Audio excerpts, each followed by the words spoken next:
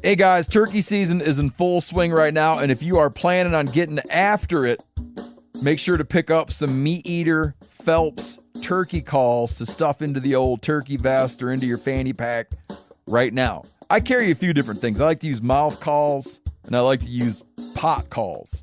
Mouth calls or diaphragms, I like them because it gives you hand-free calling, meaning when you're working a bird up close, you can have your gun on your knee, finger on the trigger, ready to roll, and still be making turkey sounds. I like pot calls because I just like pot calls. I enjoy calling with a pot call. Whatever direction you go, including a box call, which I don't personally use too much, but they're fun and great, and I started out with them.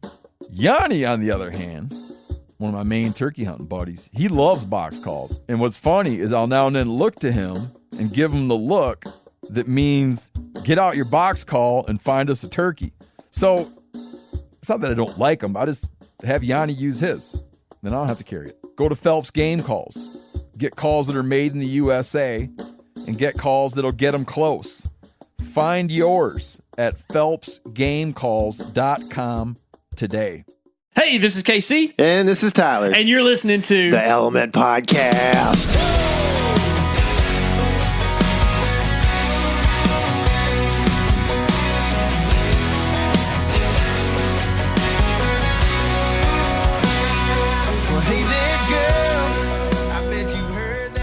Guys, we are not in the truck. Can you believe it? Hey, no truck Tyler, cast. we are in the podcast room. Finally, again, we have a place to do our thing. Our cameraman slept here one time this year. Yep.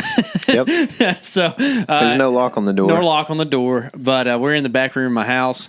It's kind of the guest bedroom. My wife said it looks like a teenage boy lives in here, and I can't disagree, and I'm not really ashamed of it. I don't know, dude. When I was a teenage boy, there was more rock and roll posters on the wall, you know. Yeah, I think that's probably to each his own type thing. I didn't have none of that.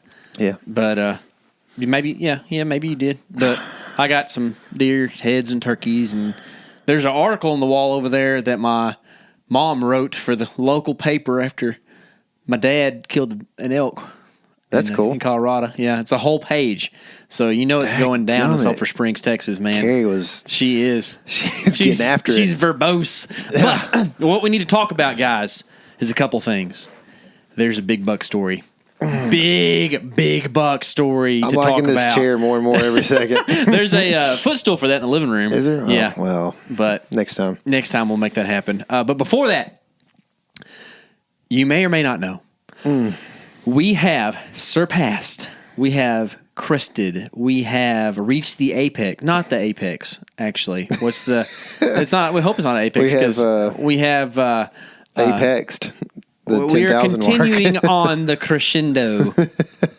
We have reached F, but we're looking towards double F. What is that? What's that F stand for? An F stop or what no? are we talking about here? We're talking about music. Like there's a little P for piano. There's a F, and then it crescendos into double F. It's a French word or Italian word, probably. Yeah, probably some kind of Latin word. Yeah. If you're a nerd, tell us that because we're nerds too, and we like that kind of stuff. But what I'm referring to is that we have surpassed 10,000 subscribers on YouTube, and we're doing a ginormous giveaway for this thing. Ginormous. And we have actually not done the greatest job of promoting this thing. So we're sorry, but guess what? It's not too late by any means. I think we have established that this is going to be a New Year's Eve giveaway. December 31st. Baby. You're going to be watching college football. You're going to be eating. You're going to be toasting to 2021. And doing all these things, and you're going to be winning chips and queso. Sweet stuff from the Element. Sweet stuff. Sweet stuff. So let's talk about that sweet stuff a little bit. Some of the things we're going to give away include some Day 6 gear, which are arrows and broadheads. Yep. And those are what we've been shooting the last 2 years. Yeah. And bad to the bone and bad through the bone. Bad through the bone, as you'll find out here in a little bit. So that's something. So what we have is one big grand prize that's going to include a lot of stuff. Pretty much you get to put on your element outfit and use your element stuff. That's what the grand prize is. It's just like all the stuff that we like that we use is given away in the grand prize. Yeah, we even thought about one of our olive shirts and the brown Wranglers from Walmart. Yep. But we decided we didn't want y'all to look too much like us. Yeah, you might be a big hunter, you might be a little hunter. We don't really know. So we don't really know what size to get you there. That's been kind of a difficult part of it, too, is like trying to figure out what we can do that's a one-size-fits-all for giveaway. But we've got the grand prize is going to include some a day 6 setup. It's going to include a Sitka tool belt, which is the pack that we've run almost all year. I have just now, with the real colder weather, I've transitioned into the tool bucket, and I really like it. I've got some thoughts on the Sitka packs. We'll talk about that more in a little bit. Yeah. So. But that pack is literally gone until December. You know what? I'm going to say it right now instead. Go ahead. Yeah. So I run a Flash 20 in the Elkwoods sometimes, and it's like a regular backpack that Sitka makes. I switched to that this past weekend because I was doing an all-day sit, and I don't think it's any bigger. I can't carry more stuff in that than what I can carry on that tool belt. Really? Yes. The tool belt is that good. Yeah. So I like the tool belt a lot. It just doesn't carry the gorilla suit very well. No, it doesn't. So if you have far to walk, you're going pretty hot. So we're going to give away a tool belt. Yep. We're also going to give away a Exodus Trek camera as well. Baby. Which they are, those guys, we love those guys, man. Super good people. American-owned company and good, customer service and everything. They, with coronavirus, have really struggled to with the, I guess, workflow or whatever you want to call it. Supply chain, yeah.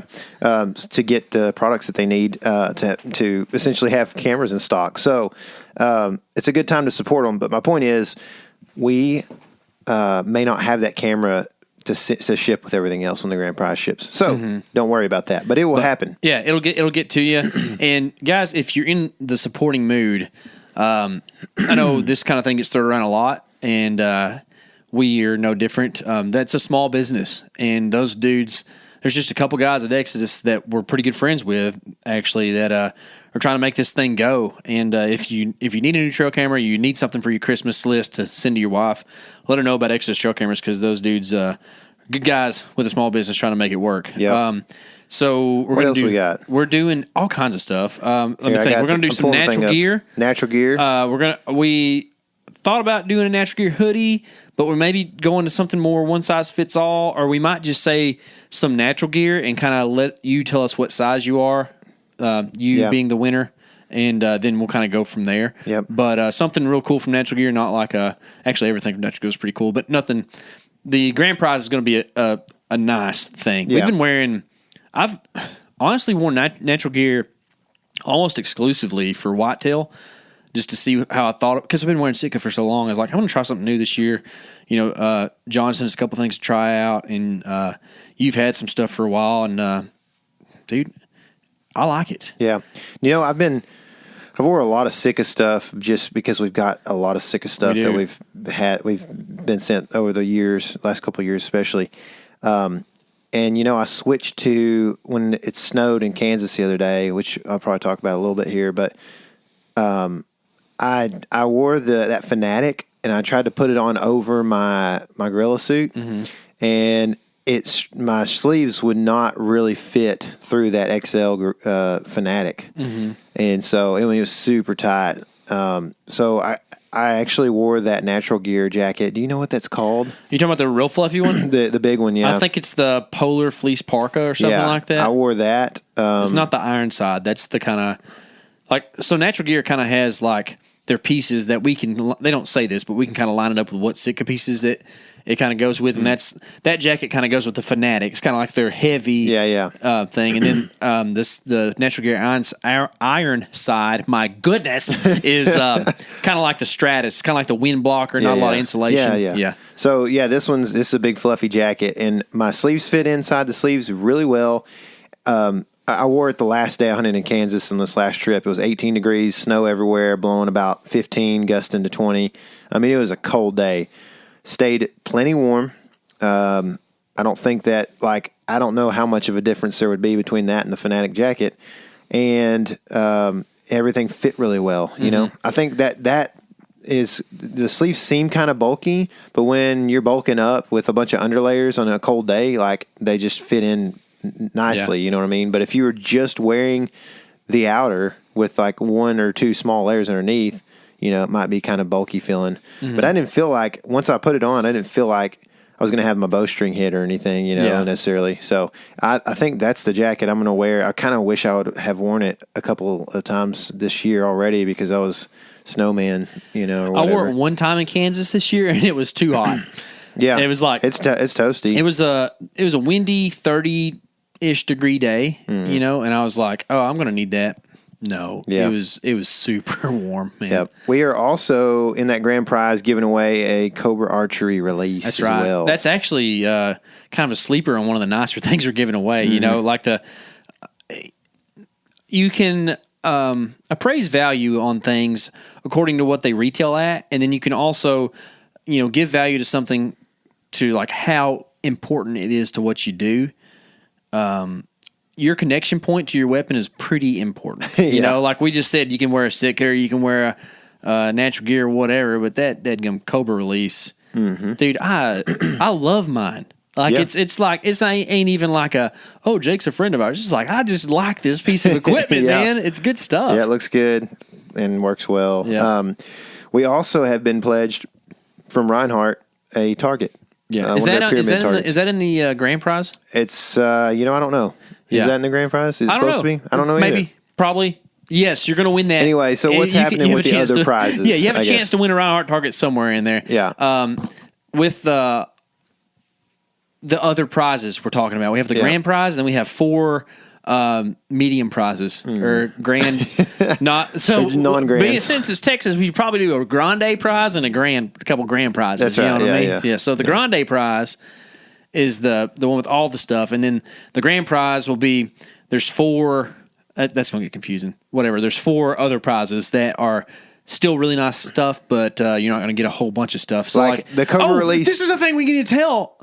Every single one of these comes with an Onyx or Elite. I'm sorry. Yeah. All 50 states membership. So the grande and the grands come with the Onyx. Onyx, and that's like, dude, that's legit. That's what you and I have. Yeah. Like, this ain't the single state thing where when you cross state line, you're like, oh, crap, now I got to pay for it. You know, This is good stuff, man. So all these come with that, and then those 4 levels, you're going to do a natural gear one.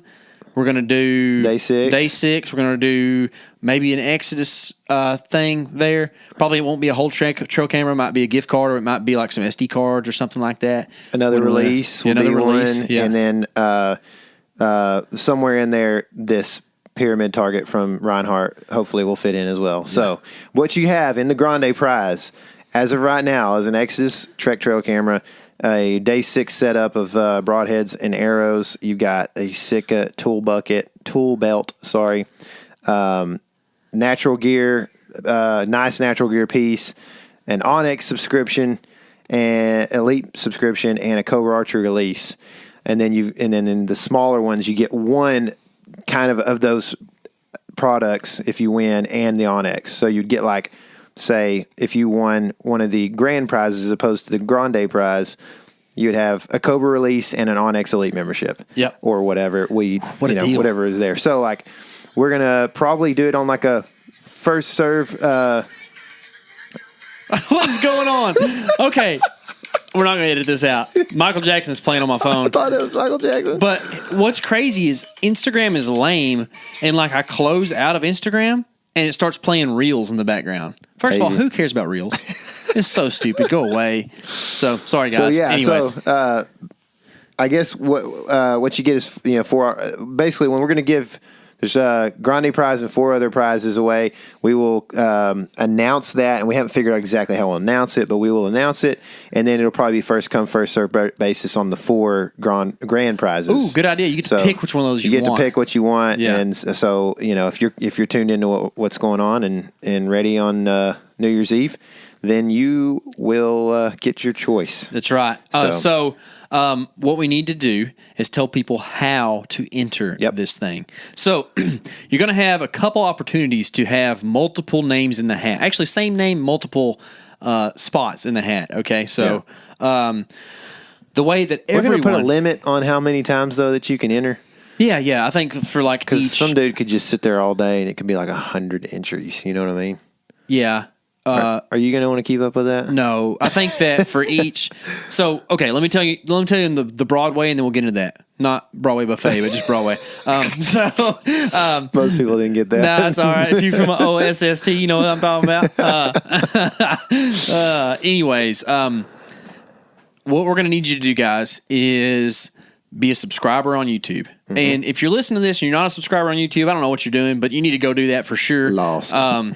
Yeah, you aren't going to know what we're talking about half the time. But this is what this whole giveaway is about. We're very appreciative, very thankful for you all, for your support. And we have 10,000, actually 11. Don't tell anybody, but 11,000 subscribers on YouTube now. This is 10,000 giveaway, though. Anyways, so go subscribe on YouTube and send us a screenshot on either Facebook or Instagram messages through the Element. Don't send it to me or Tyler personally because it's going to be too hard to keep up with. But send us a screenshot showing that you're subscribed on YouTube. The little subscribe button. And that you've hit the bell for notifications as yeah, well. Exactly. All those things. Like all the stuff that people on YouTube tell you to do that. And then send us a screenshot showing you've done that. And then you'll be entered into this giveaway. And we're going to keep up with this very diligently. I have a plan. So, and that's my wife. Because she's not busy enough already. But we're going to do that. And then you'll be given multiple opportunities on social media to get another drop in the hat. Okay. And that's kind of all we're going to say. Probably going to do. We don't do this often. No, let's just tell them. Just tell them. We know exactly what we want to do. Do we? Yeah. We're going to do some type of, we don't do this often, but we're going to do some type of tag your buddies type thing because, guys. We have not done that one time since we started. We're not that kind of, we don't do that stuff. We've been doing this for 4 years now. Mm-hmm. Or is it 5? 4 years. Yeah. Yeah. And we haven't asked you to do this one time. Yeah. So you can do it now. Yes. And so tag your buddies, tell them to follow us, and then they can enter too if they want to, but they're not entered if you tag them. You know, so you're not. They're only entered if they subscribe, send us a screenshot, and tag 3 more buddies. Exactly. So we're going to do some of those tag your buddies type posts, and just be watching for when those come out. It'll be, within the next week or two, we'll do a couple of those. And they'll be on each platform. There will be different ones like Facebook and Instagram. So you have chances on each social media platform. And then I think that's it. But pay attention to the YouTube page just in case. Mm-hmm. That's all I'm going to say. Mm-hmm. Pay attention to that. So that's the giveaway, guys. Thank y'all for sitting through 38 minutes of that. Now we got to talk. We got to talk about stuff. There have been seasons. Ooh. There have been seasons had by many people. Some not so good. Some outstanding. And then there's the pinnacle of seasons. One, Tyler Jones has not even filled his Kansas tag and has still had the season of all seasons this year. Most recently, putting the whipped cream on the sundae because they're going to leave room for the cherry, okay? Because that can still happen. But, accenting his banana split sundae with Neapolitan ice cream, all 3 flavors of all $3, all $4 now with his one and only Texas private land buck. What up? Dang, dude. It has been a good season. It has. I don't know if I'll ever top this season. I don't know, man. Would but it'll take a lot. Not to get real Insta famous grammar sounding, but number of deer you kill, big bucks you kill, probably isn't the best way to judge a good season. However, it's a good barometer, if you will, of how the season's going. I'm really glad you went there because I thought you were going to say, after you said not to get all Instagram famous thing, I thought you were going to say hashtag bless up. Oh, no, I ain't doing that. I don't even know what that means, man. So I'm glad you didn't do that. Sounds like a Joel Osteen hashtag to me. Oh, yeah, there's been a lot of factors. But, dude, the season started out with one of my favorite deer hunting trips I've ever been on in South Dakota, you know?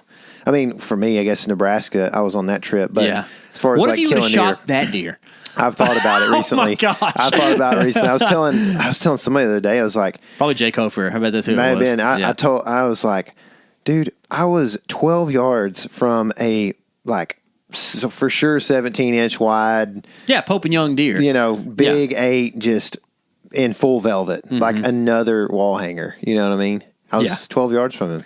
And if Jack's head wasn't poking up above that grass, that deer would be dead right now. Oh, man. I was so close to killing that deer, you know, and so it almost was outrageous. But so would have been my taxidermy bill, which is already pretty much there. Yeah. But yeah, so like, but my point is, like, when we got to South Dakota, the Nebraska stuff was tough.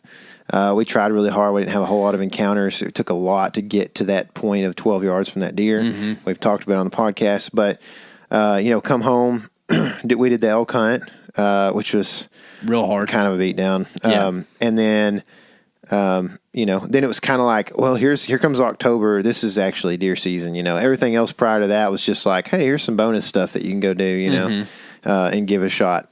So we go to South Dakota and just have just freaking good weather and lots of deer. And, you know, we did have a couple days. We drove a lot trying to figure things out just because we had bad winds mainly. But as soon as we got the wind we needed, we went in there and shot 2 bucks in the same afternoon. You know, like we knew what needed to happen. Dude, stars, camping, you know, good times, man. I slept so well on that trip, dude. And, like, that just was, you know, just a good way to start the season. So you're right, man. Like, it's not about just killing big bucks. And I did kill a deer on that trip, which was fun. But it was one of the smaller deer I've shot in the last several Biggest years. dead deer on the trip. It's true, it was. Yeah. But you know, just I enjoyed it, man. Had a lot of fun. So that brings us, you know, basically through the rest of the season that you've been here, and now we're to the point where I get, you know, let's just go ahead and talk about, we leave Kansas with COVID, and we come back home, and I basically didn't think I had a very good win. Still learning how to hunt this property. So, can we structure that a little bit differently? Sure, whatever. I want to talk a little bit about, like, the desire to have your own piece of property. Okay. If you want to give us a little bit of background on that. I do, man. And you were able to procure that dream last year about this time, or 2 years ago about 2 this time. years ago, yeah. So you know and have some insight here too. So we've gone through the same kind of deal, and our properties are kind of almost eerily similar in, like, the way they set up. I mean, they aren't the same, but, like, kind of set us up the same way. Yeah. So, yeah. I think you're gonna kind of have, if you're kind of smart about what you're doing around here, and you're trying to buy a 20 to 50 acre parcel, and that's like what you're looking for, I think you're going to end up with a property that sets up very similar to what we've got. Yeah, you're probably right. You know, if you actually expect there to be deer on it. Everything in this part of the country has had cows or hay on it at some point in time. So what you end up with is a pasture with some woods in the back. Yeah, exactly. And, you know, you hope that you've got woods behind it as well. Yeah. And so, but yeah, like the dream, the desire to have your own property, you know, a lot of, the big craze right now is public land, man. Everybody wants to talk about killing deer on public land. How cool is that? You're the best hunter because you can do that, whatever, you know. And I don't get off on all that hoopla too much, man, but I know it's a thing right now. But, dude, I don't know. Maybe we're just a product of growing up in the 90s, which were like, you know, the golden years of outdoor TV, the golden years of everything, really, music and everything. You know, it was like that was the last time anybody made money in music. But, you know, like that was the deal. Like growing up in the 90s and the 2000s, it was like everybody had their own property to hunt, or, you know, I mean, if they're on Realtree, they just went and hunted other people's property, private property, you know. We got here Bighorn Outfitters, you know. Yeah, big horns. I got a funny story I got to tell. Okay, so we bought the Jet a stuffed animal on one of our trips. And Journey one. I know this one. Yeah, Jet bought a bighorn, and like, Jet, what do you want to name it? He goes, I'm thinking Big Horny. so we went with it. It was a good laugh for several days. Anyway, so buying property has just been something you and I have wanted to do for a long time. I know for me, I killed my first deer in Ensenada, Texas, in the very south, 30 miles from the border of Mexico, pretty much. Brush country, Webb County. I mean, historical, huge buck county. That's known as the Golden Triangle, right? I think it's part of Webb it. Yeah. County's the top one of the Golden Triangle. Yeah, I think you're right. Yeah. And so, this buck was not what the Golden Triangle is made of. This buck was a 1.5, 6 point, and so, but I was never more thrilled in my life to shoot a deer, and from that point. And that's saying something because y'all seen Tyler cry a lot on YouTube so far this year. We've been crying. We ain't lying. So I from that point kind of, and we hunted a few more years down there. I don't know if I ever killed another deer down there. I think we hunted maybe 2 more years max. But anyway, I just fell in love with the brush country. I fell in love, like back then, this is quite some time ago. Back then, there was not many high fences. There was, and it still is this way, but it's remote. Stars in the sky, man. 70s in the day and 20s at night, like just that arid desert, big swing in temperatures. We had a little camp house there, but it had no electricity, no water. So we had to bring water. We had to cook over a fire every night. My dad would bring a bunch of, would make poppers and eat ranch-style beans and stuff like that, and do that kind of thing. And I just fell in love with that area, man. We trapped a little bit. Brought a live trap one year, and we trapped rabbits and, and went hunting with my pellet gun and shot a rabbit down there. And there's always stuff popping out. I shot a javelina down there. We had bobcats get shot down there. We had somebody swear they saw a mountain lion, and who knows. Yeah. But, it's just like, wow, man, there's just javelinas coming out everywhere, hogs, coyotes running around. And it was just cool. There was just so much game because there's so much habitat down there.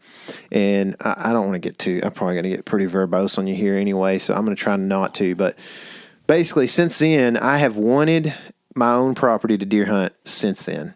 It's been about 2 decades. And when I was young, my experiences there in South Texas made me dream of having a South Texas ranch. Mm-hmm. I wanted a place in the brush country, and I always thought, when I grow up, man, this one I'm gonna have. So I'd draw a ranch house on grid paper, and of course I didn't know a whole lot about building a house or what it took or whatever, but I just drew some rooms in there, and then I would put all these bullet points on the side, and I'd be like, I also have a Jeep with a corn feeder on the back, and I'm going to have, it's a ranch Jeep or whatever, and I'm going to have this truck, and I'm going to have this, and I'm going to have X amount of acres, which is probably always like 2,000 or more.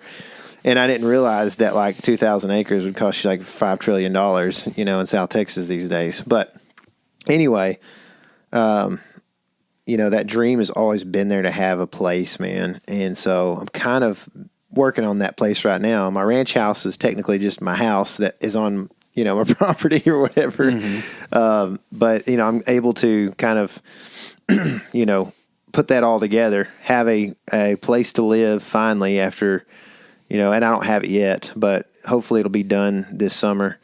And I'll have only been out of a house for 3.5 years at that point. So not bad. But I'm ready to get a house going. And then, I've got this, property that's quite a bit under 2,000 acres. It's more in that 30-acre range or so. And, that's just been the dream for me. I don't know, like if yours, it's just been like, is this just something that's kind of come to you in the last few years? Have you always thought about this or? Before Cassie and I got married or were serious, I really didn't think that I would put roots down in Texas. Mm-hmm. As much as I like it, I just always, it's been a little bit wild, not in the bad way, but just thought I'd end up living in other places some, you know, and I think that once we established that this is where we're going to call home, that's when I was like, okay, it's time to get a piece of property, because I love doing the public land thing, not because it's macho, but because you learn a lot. And quite honestly, around here, if you want to hunt a decent chunk of property, that's going to be the best place to do it, because it's expensive to lease land. However, we kind of got into a real good deal in this place where we bought a piece of property and are in the process of buying the adjoining little strip of property that includes a homestead. And that's what we're sitting in right now, is the house. So we kind of have a pre-built ranch house, I guess, you know, or whatever. But it's just real nice to be able to go out and hunt on the backside and be back here in time to cook supper. You know what I mean? Like, that's the contrast from being the public land guy to having your own place. Dude, it's also cool to, it gets cold in the evening, you bundle up with your jackets, and then you just get out of the stand and walk to your truck 200 yards or whatever, or to your house or whatever, you know, and you didn't have to take your jacket off. Yeah. Because you know, we're going to sweat so hard walking a mile out, and it didn't take very long. It wasn't very hard. You don't lose stuff on the way. Yeah. You know? Yeah. You don't have to carry sticks out, you know, you don't have to break down afterwards and scare all the deer away. I can screw a screen into the tree and not be breaking the law. Yeah, for real, dude. And so there's a lot of just good, you know, those are just like, that's the tip of the iceberg, man. You know, like, but I think for me, my biggest thing, I'm going to love hunting the property, and that's kind of one of the real cool spots. I mean, I pivoted our land search on a place that could be hunted. You know, I wasn't looking for pasture land, wasn't looking for something uptown, you know. But even more so, it's going to be great to raise kids on land that you can teach them how to grow stuff. You can teach them how to farm stuff, you know, how to raise chickens and stuff like that. And then we can go out and have an outdoor classroom where, like, oh, they talked about photosynthesis today at school. Let me actually go show you what that looks like and give you the real world perspective on this thing. You know, or like, oh, you know, is it awkward to talk about the birds and the bees with your kids? Well, not when you can go out and show them that this buck chases this doe and that's how they make a fawn. You know, like, that's the real world stuff that you can do on your own property. For sure, man. Yeah. I mean, there's so many cool things about it, so much benefit to having a property, I think, man, like you said. And so that's been a dream of ours for a long time, man. Yeah. And, you know, I always, like I said, I thought it would be in the brush country, and I thought I'd have big Muy Grandes rolling around down there, you know, but instead I had a Muy Grande running around. That's it? In East Texas. All right. So you got COVID. That's where we're at. I had. You know, I don't have it right now. You might test positive. You never know. Yeah. You definitely You also might have voted another state, but you don't know that either. There's no telling, man. There's no telling these days what's going on. I know I've got some pretty solid information that people have voted in other states during this election. So, but yeah, I had COVID and came home and wasn't feeling very good. You know, I don't know if I've even talked about this whole on the podcast, but I had really, really bad asthma, and this isn't just like I didn't want to run sprints asthma as a kid, and so I got an inhaler. You know, and they diagnosed everybody with asthma and gave them albuterol when they were little.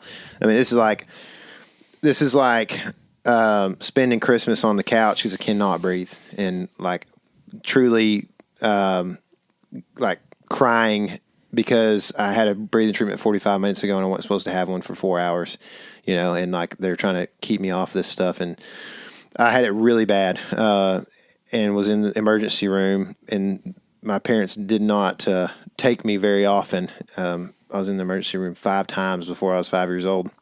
And so, you know, growing up, had to deal with that quite a bit until I was like, I started running. I didn't run track the first couple of years of high school.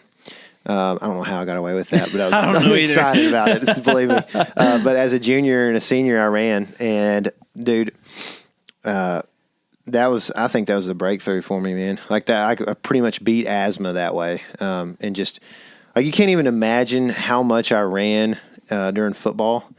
Like, you know, they told like running backs when they had the ball to run 10 yards full speed, and that was it.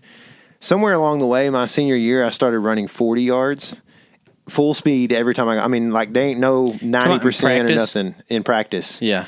Run 40 yards, and they would wait on me, and I would turn and I'd jog back and go get in line and like do the next play, or whatever, whether I was a quarterback or the running back or whatever.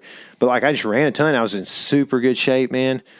And since then, I'll get tired every once in a while. I've got some issues sometimes. Like if I stay at somebody's house and they've got a dog, I will, the allergies will really tighten me up. Mm-hmm. But or go in a hotel room and it's real fragrant. Yeah. At least that's our pitch. Yeah, for real. Yeah, for real. So anyway, COVID was kind of scary for me, honestly, because I didn't know how I was going to react, and I honestly have dealt with the like upper respiratory stuff quite a bit with the COVID, and I got a sinus infection and all that sort. Just all of that compounds and made the whole breathing aspect of the COVID stuff kind of scary at times. There was a night or two when I was just like, man, I'm super tight, man. I can't get good deep breaths, and you kind of like, man, am I like going into the worst of this thing, or am I at the worst of this thing, So it's kind of scary. But anyway, other than that, like I didn't feel terrible, kind of pretty tired most of the time and that kind of thing. And so like on the 12th of November, I decided, because the wind was kind of bad, that I was not going to hunt because I didn't feel that good. And the wind I thought was bad. It was just like 2 days after we came home from Kansas. Yeah. Yep. I can't remember what I did on the 11th. I feel like I might have hunted that day there, but then I had a bad wind switch or something. I think you went and got tested. Oh, that's right. Yeah. I got tested on the 11th. It was positive or whatever. Can't remember if I hunted that evening or not.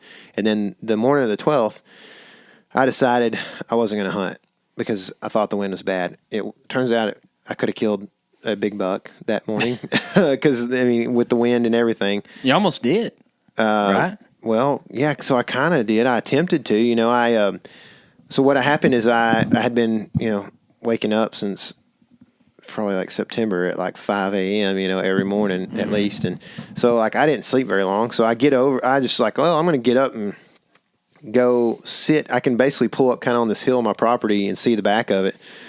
I was like, I'm going to pull the truck up there and just where I can barely see, and I'm going to glass and just see if I see anything. So I get up there, and I think there was like 2 does in the back. They didn't see me pull up, so I turn the truck off and I start watching them. And dude, like 15 minutes later, a fest breaks out, dude. I'm talking like I had several bucks, and this one in particular that was the biggest deer by far I'd ever seen in East Texas. And I've lived here for 25 years, so it's like, it's a big deer, and he ends up running a doe to like a yearling doe or small doe to like 90 yards from the truck. He sees the truck flat out, he don't care. And she's, fleeing for her life. They run into these cedar trees and he just kind of stands there, and I get some footage and some pictures, and just like, I'm like, oh my gosh, dude, why? Why? Like, what can I do? Can I do anything about this, And then the whole time I'm also thinking like, this is a thing that I don't like having to think about, but we have to, is like, how do I get this on video? Like, if I'm just going to walk up there and shoot this deer, I can't video it, Like, how do I do that? It's also rifle season. If you were like most people, not criticizing them, no, but you open the truck door with your 30-30 and you put this deer on the ground. Guaranteed, ain't no thing at all. This dude's just standing there at 90 yards, just keeping this doe from going anywhere, and she's in this cedar on this fence line, or whatever.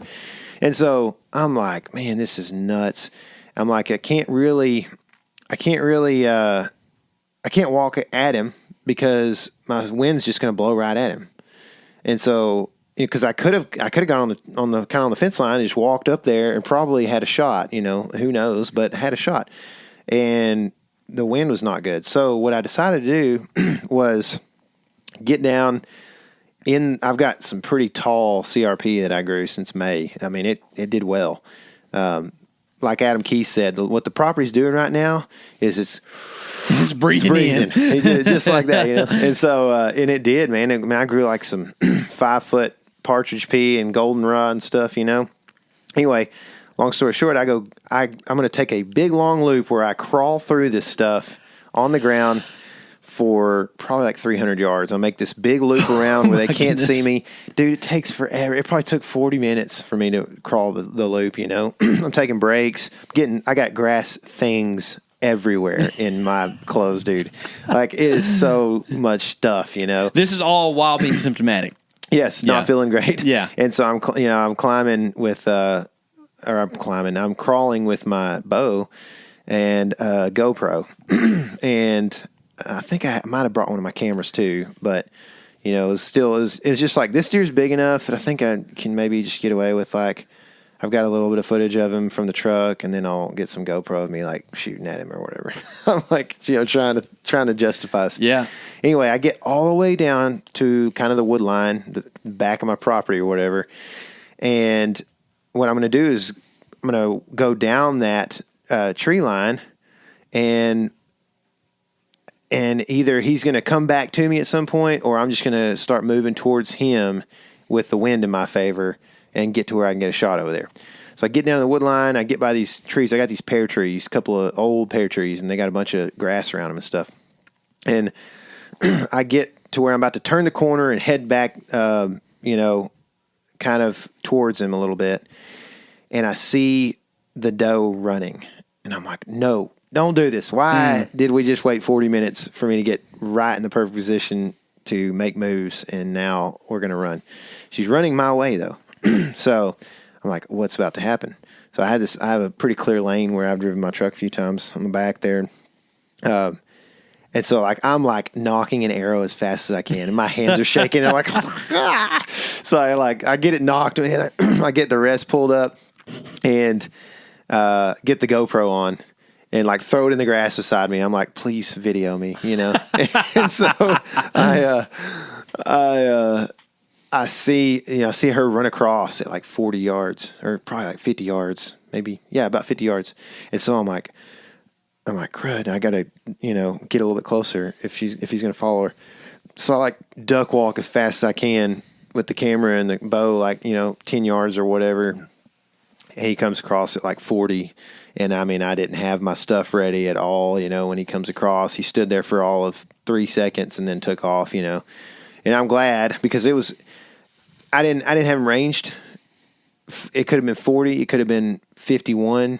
You know what I mean? But like, there's a huge difference in 40 and 51. You know what I mean? Yeah, especially when you're shooting heavy arrows. Yeah. You know, like there's positives, a lot of them, but one of the things is like your pin gap's bigger. Yep. So for sure, you're hitting dirt. Gotta be accurate. Yeah. Yeah. That's why I've been so adamant about, you know, ranging this year. Yeah. As much as I can. But anyway, so he kind of disappears out of my life, and I'm like, okay, well, it's 9:30.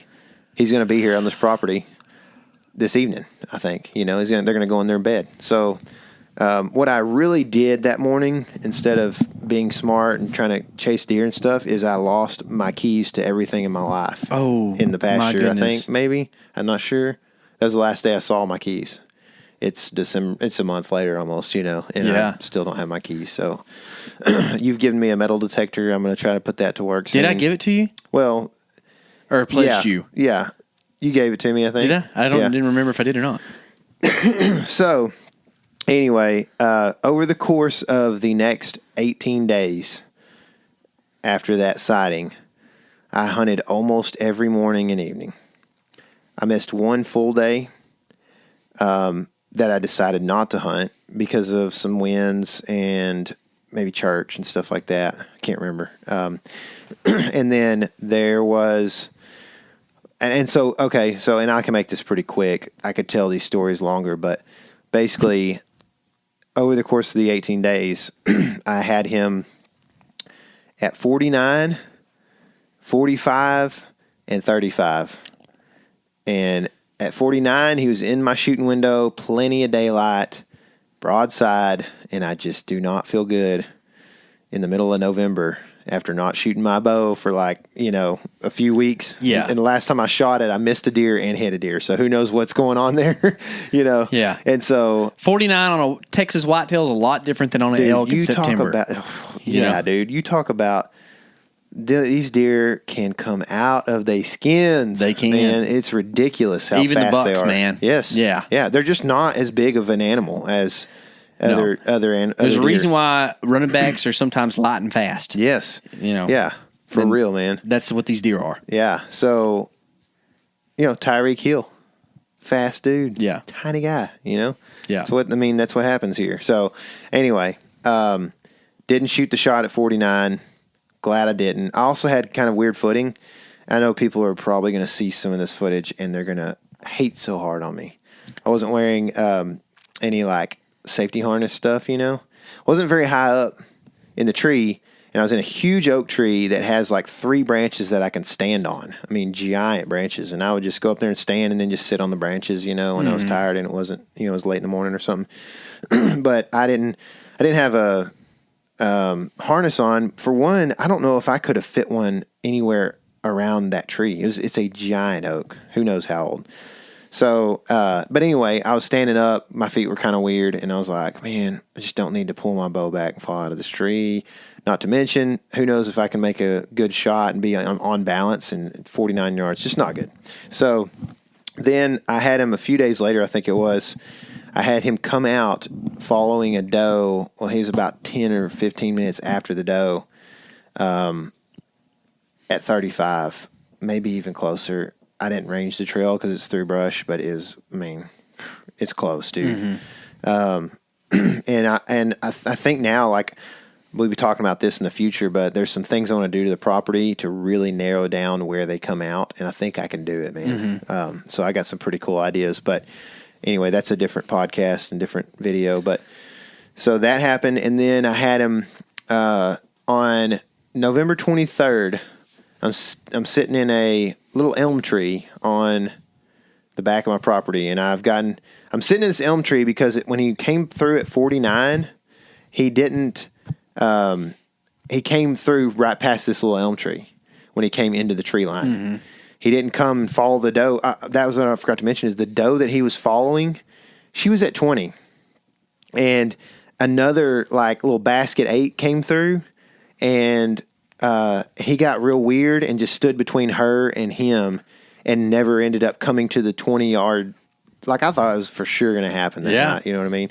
And it didn't. She was standing at 20 yards, and he never came over there and messed with her, and he just stood there between that deer and the other one, or in her. And so, but then when he finally came into the tree line, they both dipped in at probably like 25 yards from me into the tree line. So I was like, okay, well, I'm going to sit up there because I've seen some deer come out right there, even from other stand locations and stuff. This is a place they come out because I did some habitat manipulation with a chainsaw and kind of ended up my persimmon tree. I've got this really good persimmon tree. Yeah, it still has persimmons on it, by the way.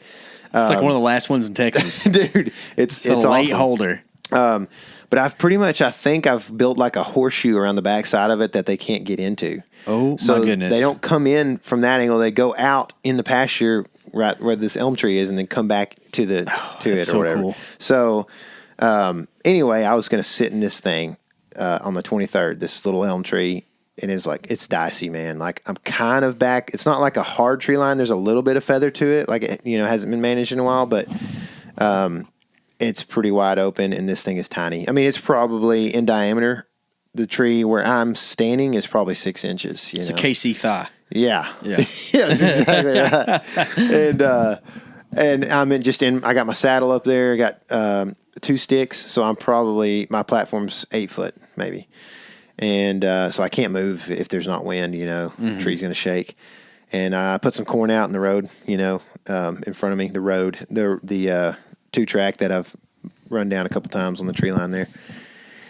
And I got a quick shout out for you. Sure. Our buddy Drew.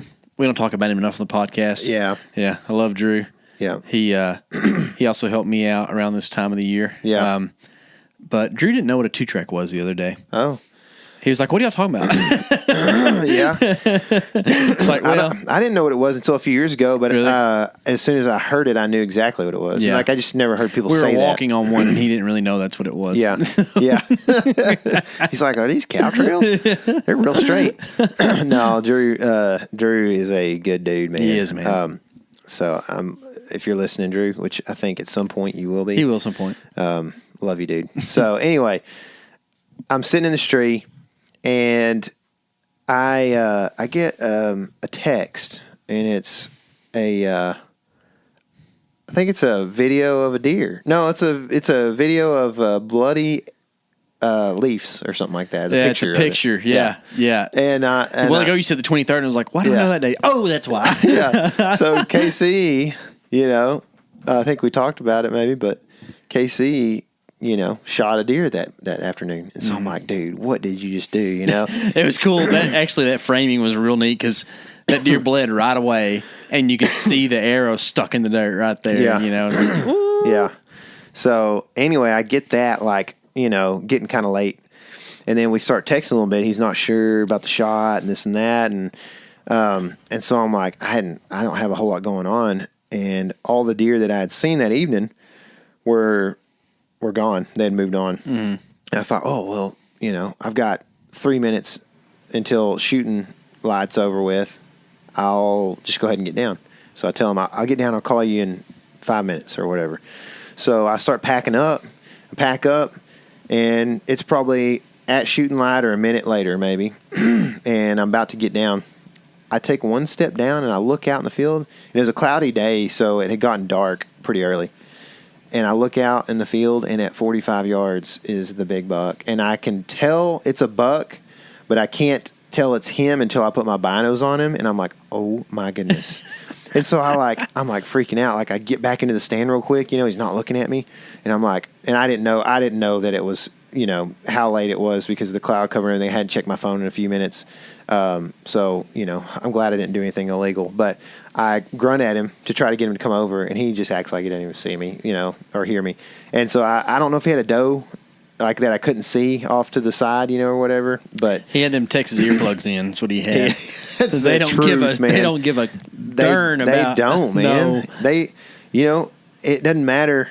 Dude, you don't see broken bucks around here at all. No, they just hardly. don't fight, man. Yeah, hardly ever. You know? You say that though, but I got a deer with one eye back here. Yeah, maybe I don't know. It's like every once in a while it happens. Yeah, that's probably what it was. No, who knows? It probably was a fight, but they just don't do it a whole lot, man. And anyway, he had no interest in my grunts and went off real quick. Never looked at me or anything. And so I got down, a few minutes later and snuck out and got to the truck, called KC, and he had this buck or whatever. I was going to leave out that night, and I thought, man, I've been getting up at 4:45 every day, been going to bed at 8:45. I got tired real quick after we got the hype over with, and I started packing my bags to come up there that night. And then we talked about it, and you were like, well, I just don't know if this deer's dead or not, So are you going to drive all this time up there and it not be dead? So anyway, I was like, yeah, okay. So I thought, okay, well, what I'll do is I'll hunt in the morning. Maybe he'll find it, and then I'll go up there. So I get up the next morning, and I'm heading into town because I'm staying with my parents right now. And I'm heading into town, and I literally get to Emory, and I go, man, if I leave now, I can be there by midday, and then I can, that would help us get good footage and pictures and everything, And so I'm like, I'm just going to leave. I'm just going to go. And so I literally stopped at the gas station and went. Never even went out there. And so we KC finds his buck, we take pictures. Gave me and all that. super anxiety when he's like, yeah, I'm on my way. I was like, oh no, what if he saw this giant buck last night and then we don't find my deer? But it all worked out. It did, man. Yeah. But yeah, so I go up there and literally video, pictures, go to bed, wake up the next morning. I hunt till 8 o'clock, and then I come home. We have a Thanksgiving that afternoon, so I have to be back. So I literally got out of the tree at 8, and so didn't hunt very long at all. I saw one deer, and it was a buck, and it was a long ways away.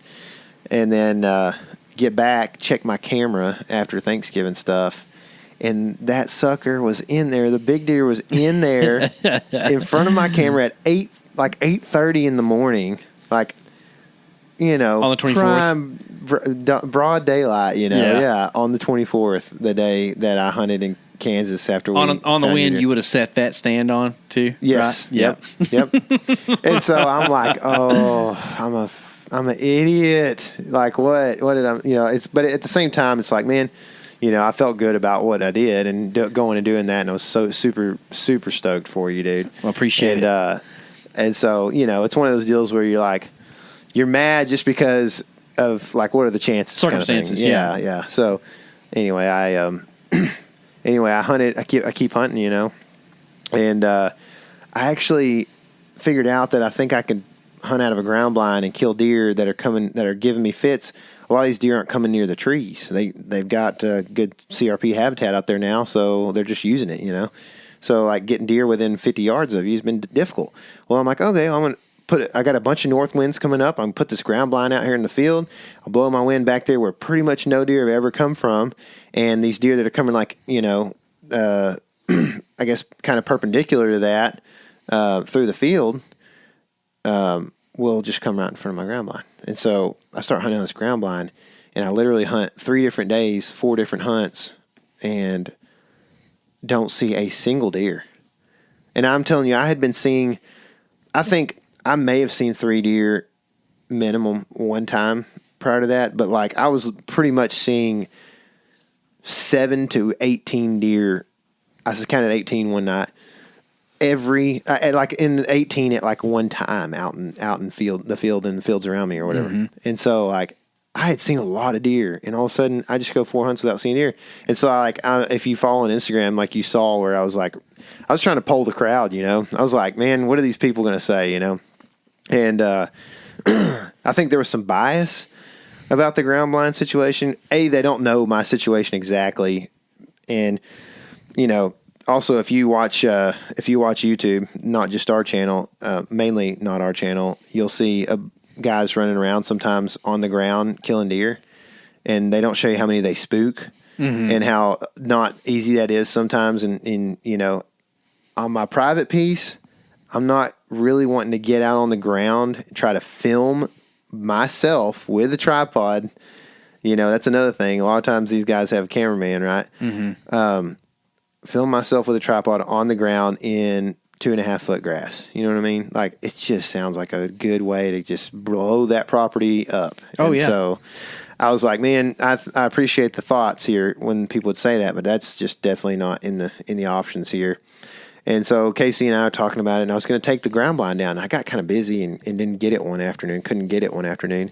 And so it stayed out a little longer. And I had a decent enough wind to hunt out of the original tree stand on the property that one of those days. And I ended up seeing 6 does come in that afternoon at the same time. And several of them hang out within 30 yards of that blind. And so I was like, okay, it's not the blind, or at least not anymore. So I'm just going to leave the blind out. I'm not going to worry about it. And so I get up the next morning. I'm sorry this is taking forever, but just kind of trying to fill you guys in because I haven't talked about this very much, because it's a weird deal when you got your own property and you're chasing the biggest deer you've seen in that part of the country, you know, that you're only seeing every few days for a few days. And, you know, it's kind of weird to talk about it to 5,000, 10,000 people. Yeah. Hey, you know there's this big deer in my county. Y'all don't come over here. Yeah. Please don't figure it out. And and I know there's people local that listen to the podcast too. And it's like, man, just don't want somebody's, you know, nephew, somebody that's their uncle owns property next to me to come, you know, try to kill this deer.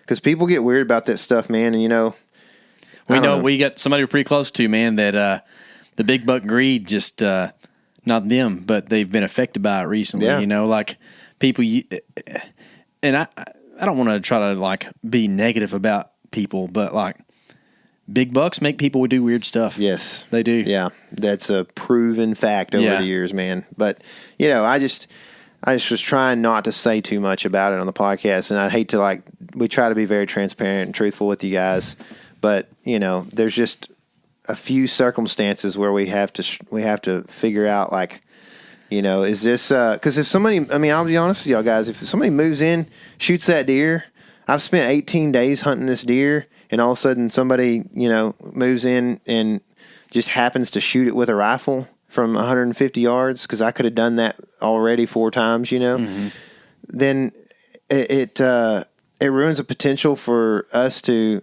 have a really fun hunt on a property that I bought for deer hunting. A lot of the reason I bought it, we could have been just fine living on 2 acres with a house, but we wanted a place where I could do the same things that you were talking about with our kids and hunt deer and stuff like that, so. There's that. There's the potential that it takes away money from us. In a kind of roundabout way a little bit. And I know that's probably not the coolest thing to talk about, but it's just a fact of the matter, If you followed us long enough, you know that we're trying to do this for a living, and sure. that's the way it is. Yeah. So there's that, and then all the time investment that I've put into it already as well. With the 18 days of hunting this deer. Yeah, it's 18 days you could have been in Kansas, whatever state. In a good time of year, cold weather too. Yeah. And, you killed a deer during that time period. It was happening. And I wanted to be. But it was I kept telling KC, I was like, dude, how do I leave? You asked me what to do. Deer? And I said, you need to stay there and shoot that deer. And I did. But I didn't think I was going to. I was like, man, I'm an idiot, But anyway, so I tell you this, whenever you were having the ground blind woes, I was like, I wasn't doubting you, but I was like, dang, dude, is he going to kill this dear? Like, yeah, I didn't think so, man. I thought it was over at that point. Yeah. Yeah. I thought, well, it's just come to where the rut's winding down enough, and I put something new out there, and it scented up the area. Because the first night I put it out, dead calm, and I thought, here's what happened. The deer all came out at night, and then this scent just wafted around the back corner right there, and all night, Yeah. and just everything ran off. And it might have actually been the case, I don't know. But anyway, these deer come out that night, and then so, in hindsight, trail cameras taught me a little bit about what happened that night. But the next morning, I go and get in the stand. My wife, actually, she hadn't tried too much yet, but she tried to talk me out of hunting that morning. She was pretty glad that I didn't. Because she's about to go shoot it with a rifle. No, just messing. Yeah, but that was actually, the funny thing is that she actually talked about it quite a bit. Like, she would have done it if I let her. And I told her, I said, no way. You said you ain't put no time into this thing. She's like, I work and pay for this thing. And I'm like, okay, I don't know how to argue with that. But as far as deer go, deflect. Yes. I'm like, you want to go to Gorditas? So anyway, I get in the stand that morning, and so I kind of, nothing's happening for a while there, and then it's cold.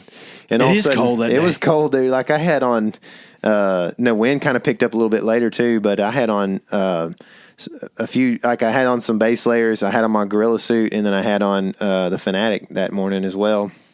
And dude, I looked down, kind of, I didn't really expect does to come from this direction, but I was trying to keep my eyes peeled, and I looked down, and it literally, does start pouring out from, they're probably 80 yards, 90 yards from me.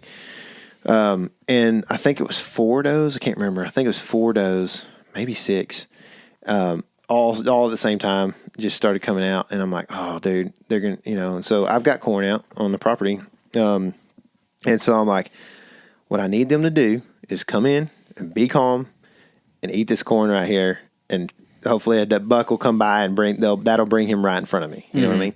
And so deer are being visual on your property too, right? Yes. Like they're seeing deer and going to them. Exactly. Yeah. Because I've got enough, I've got that native pasture or whatever, so they can see a lot of that area back in there. So what I do is I sit down in my stand, which happens to be the world's creakiest stand, and it's cold that morning, so it's even creakier. And what's funny is, like, the night before when it was kind of warmer, it wasn't creaking at all when I moved around. And that morning, it was creaky. So what I did was I sat down. And I was like, I'm just going to sit down because I've been picked out in this ash tree that doesn't have very many branches and hasn't had leaves since September. And is this our hog tree? Yeah. And so I'm going to sit down in it, and I'm going to just be real still and let these does come in, because when they get around that corn, they get looking at everything, man. They just look and see anything that happens, dude. And when there's 6 of them, you're sitting there and you're like, you check these 2, and then you look over at the other 4, and then when you look back at the other 2, that one's looking at you and saw your head move 3/4 of an inch, and it's like, oh my gosh, dude. Dude, I got picked off the other day hunting on my property. Not to interrupt your story too much, but these East Texas does are on a different level. Oh, yes. It is unreal. It is, dude. Like, with the motion stuff. Yeah, in particular. For sure. They're a little bit stupid when it comes to scent and stuff like that sometimes. But they're also in residential areas. Yeah, exactly. So they get used to smelling people around here. But, like, this doe was walking towards me, all right, but she's out in my pasture. There is a four-wheeler lane into the trees. Not even not even a truck size hole, right? And I'm back 30 yards off the tree line, not hunting the feeder. I'm hunting deer going to the feeder, whatever. This deer's like 80 yards from me, and I bring my head around the tree, and the deer picks me off at 80 yards. I'm back in the shadows in the trees, and this deer's out in the sunshine, and she sees me. It's like, what are you doing? How? I don't know. How? Same thing happened to me several times this year, man. I'm telling you, deer have good eyesight. My eyesight's better than a deer. Yes. Okay. Like you might not realize that if you're listening, but our eyesight's better than a deer in a lot of senses. Carl Miller talked about it. He talked about it. Yeah. Deer can see better in low light, right? But like we have more detail. We can see more colors. I could not have seen me in that stand from where that deer was. Ain't no way.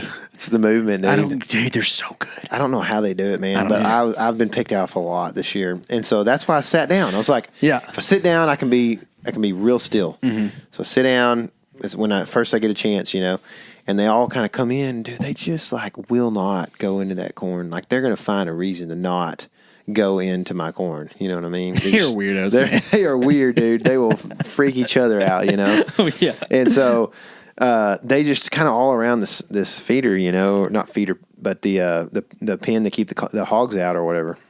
And they finally kind of like all kind of meander off, like probably like 80 yards towards the tree line kind of, and they're all just kind of hanging out over there, like wishing I had hand-fed corn down there, which I had been doing, but it was all gone. They were like wishing it was over there, and they're sniffing around, I'm like, look, it's right here. Please just come eat it, And so I'm sitting down, and I forgot to add this detail. So as they're coming in when I first sit down, it wasn't probably just a few minutes after I first saw them and I had sat down, I looked down the tree line, and coming off the hill is a buck, and I pretty much know before I even put my binos up. He's like 200 yards, probably. And I put my binos up. It's a big boy. He's behind a doe, and they're coming down the tree line. I'm like, oh, they're just going to walk right in amongst all these does, and it's going to be a rut fest. I'm going to kill them. And all of a sudden, go down to get my camera set on them, and like I pull the camera over real quick and like get it started up, and it starts up, pointing down the lane. There ain't a deer in the lane. I'm like, what the heck? They disappeared. They just went into the woods like that's the thing we talked about with the camera stuff the other day. It was like, you reach down to get the camera and they disappeared. You know what this reminds me of? First of all, you texted me and told me that you'd seen that deer. And in my head, I was like, Tyler's going to kill that deer this morning. I knew it, dude. What it reminds me of is you've been a part of a couple groups, both in music and in hunting and filming and stuff, and you've made some paraphernalia through the years, right? T-shirts, hats, those type things. I was wondering what you're talking about there. One time I was in our local grocery store and saw this character who was wearing a T-shirt of one of your previous groups. Yeah. And he was not of that type of a genre to be wearing such a shirt. He was making some different paraphernalia. Yes, he was involved with other paraphernalia more often than not. And I was like, I got to get a picture of this and send it to Tyler. Well, I whip out my phone. The guy's not looking at me, but then he goes swoop, right down the aisle, and I'm already halfway pressing the photo. And I press the photo, and there's no guy in the picture. And then I go around the aisle to try to get another picture, and he's gone. I don't never see the guy again. He's the ghost of BTD past. Okay, so and so later, I tell Tyler the story, and I was like, look, here's the picture that proves it happened. And he's like, there's not a guy. I was like, well, it's the picture I took trying to get the picture of the guy. Same scenario as your buck. That's right? what just happened. I'm getting a video of what was supposed to be the buck. Oh, yeah. So he zipped down the Brookshire's lane into the woods there, and he disappeared. And so I'm like, man, like it's getting to the point. It's not like late in the morning. I think it was like 7:20ish. But it's bright enough that you're like, they could be going to bed right now, you know? And so Tyler also, like, as soon as the sun comes out, they're betting. They're betting. Yeah. Once the technical sunrise happens, I think it's pretty much time to eat a Pop-Tart and go home. But anyway, they go in the woods, and I'm like, man, like, and I did a lot of hinge cutting and stuff back in there to try to create some sunlight and bedding and everything else. Because it's not super mature, but it's mature timber. And so I'm thinking, well, what they're doing is going right back in there to where I cut most of that stuff, and they're going to just bed back in there in those cedars and stuff that I cut, and or that's that's likely a thing that could happen. But it's still early enough that they could come back out, you know. And so anyway, these does do their thing. They meander off and kind of mill around out at like 80 yards from me, and all of a sudden, at 25 yards, the biggest deer I feel like I've ever had a chance at. I don't know, score-wise, he's going to be real close to the biggest deer I've ever shot. Crazy. And I don't know if he'll do it or not for sure, because I shot a deer in Kansas in 2012 that had 13 scoreable, and he's got a lot of he scores high. So anyway, I need to look at. It's been a while since I've seen that deer. Yeah. You look at him again. See, because I think your rifle buck from Kansas is your biggest buck, but that's just a big, slick 8-point. Mm-hmm. Yeah. He's close, though. He's a 154.8. It's a big deer. But so anyway, this deer, is one of the biggest deer, maybe the biggest deer I've ever had a shot at. And he's at 25 yards. Well, I am Mr. YouTube's, so I have to get this on video. So I turn my camera on, getting video as this buck is literally walking out of bow range. He's in bow range. All I have to do is grab my bow because he's not looking at me and shoot him. But I have to get a camera on him. So I get a camera on him, start filming. He walks away, gets out of range by the time I get it all on him, and does some cool stuff chasing does. I get some really cool footage of him chasing those does out at like 80 yards. He's really not chasing them. He's just nosing them, just checking them, Mm-hmm. He didn't have the doe with him that he went into the woods with, which I thought was kind of odd. And so he messes around not very long with them. And then I realized really quickly he's coming over to eat corn. And I'm like, oh, my goodness. And so at this point, like, I'm zoomed in really far. And so he gets out of the frame, and I'm over here like, I got to get my bow. I got to get this set up, First of all, I got to stand up. And I'm thinking about that, and because your shot requires that, right? Well, no, actually, I didn't think about that at first, because I can shoot sitting down for a certain amount of time, but once it gets back over to my left side, I run into a tree branch here, and then I would have to stand up to shoot into the feeder pen. Because you like to shoot sitting down if given the opportunity. I would love to, And I hardly ever get to do that with as much public land as we've been hunting, I mean, and you've been in saddle a lot, so you're kind of sitting down and kind of standing up. You're a tweener. Yeah, tweener now. So anyway, he starts coming in, and I got like prime shots, man. I'm talking wide open shots, and he's coming in, and I'm getting my bow ready and everything, and I lose him for a while in the footage. And then I get him again for a couple of seconds, and he's at like 25 yards, super tight shot, goes through the frame.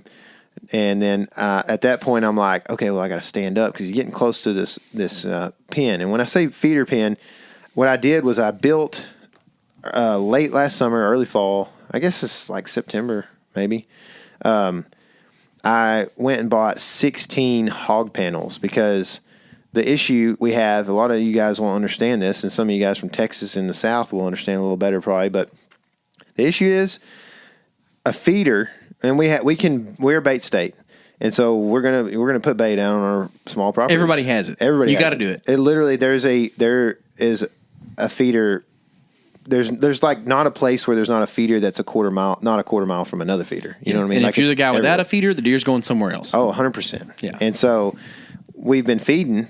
Well, I got to the point where in September, I think it was, I was having hogs every single night.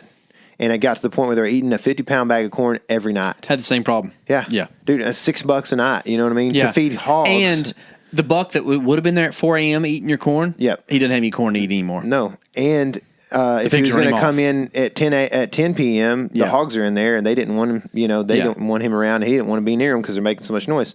So to keep I don't want to put a feeder out necessarily because I think that feeders can mess up, for one. And I think that feeders sometimes can feed not enough that, like same thing, your buck comes in at 4 a.m., there's no corn there or whatever. Yeah, I've got 3 different family groups of does on my property that visit my property at least. And this one group of 6 will eat all 12 seconds of corn that I run, which is, I can't remember how many pounds it is, but that's quite It's a bit lot. of corn. 12 seconds is a lot. That's yeah. a long run time. And so there's that. And then, we talked to Cody Beaver on the podcast a long time ago, and he talked about the effectiveness of hand feeding. And so I truly believe that. I've seen it work on my own account several times as well. And so what I decided to do was I wanted to hand feed corn, and I didn't want hogs to eat it. So I bought 16 of these hog panels, 16-foot hog panels, and I built it's like 2,400 square foot pen that's 30 inches high, I think is what it is. So deer can jump over it. Hogs really can't. I mean, there's some athletic hogs that could. Yeah, they can jump it, but they don't. Yeah, they don't. And so kind of put this thing together real, it's a typical T. Jones thing. Like, it's not a perfect square or anything, but it all fits, and they all line up and they all are wired together. And so I've got this gigantic pen. And what I did was before one of our hunts, I can't remember which one it was, maybe South Dakota, I went and bought like 24 bags of corn, and I just dumped like 10 of them.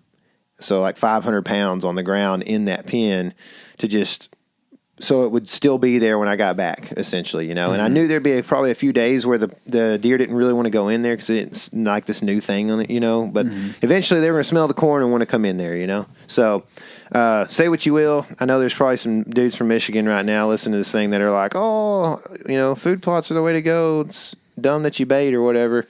But, food plot is pretty much the same thing. You're putting a bunch of food in one spot. Yeah. So see it. Anyway, this deer is coming in. He gets to the feeder pen, or he's getting close to the feeder pen, and so I'm going to try to stand up. And as soon as I put weight on the foot panel, creaks, and he just whips his head around and looks right back at me. That's and a I'm big like, whip, too. Oh, yeah, dude. And I'm like, game over. I'm like, I am freaking an idiot. And so he, being that it was just one little creek, he gets back to kind of normal after a minute. And all these does are still standing out here like 80 yards. They'd all been nosed around. They're still trying to figure out if they can find corn over there. And what I realized is like, there ain't no way I can get stood up on this thing, normal circumstance. So what I'm going to have to do is stand up when he jumps the pen. So I did. Like as soon as he jumps the pen, I stand up. It creaks, but he doesn't hear it because he's jumping. I do it fast. Mm-hmm. There's no like, I'm just going to ease in this thing. It's like he's going to be in the air for about an 8/10 of a second. So I need to do my standing in that time, And I did. I timed it perfect, man. And when I did that, I looked at him. I'm looking at him. He never looks back at me. He starts looking for corn down in there and gets his nose close to the ground. And then I look out at the does, and there's one mama doe just staring a hole through me, dude. I'm like, She got no. you. I knew that was a possibility too, But it's just like at this point, you got to do something because a big buck is not going to stay in there and eat corn all day. Like they like to eat a little bit of corn sometimes.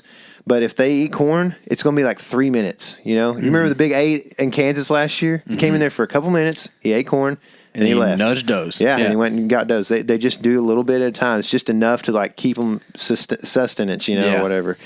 And so she's just looking right at me, and I'm like, this is not good, dude. It's she knows for sure that a 200-pound human just stood up in a tree, and so now I'm like, okay, well, I got a bunch of like greenbrier hanging off this tree.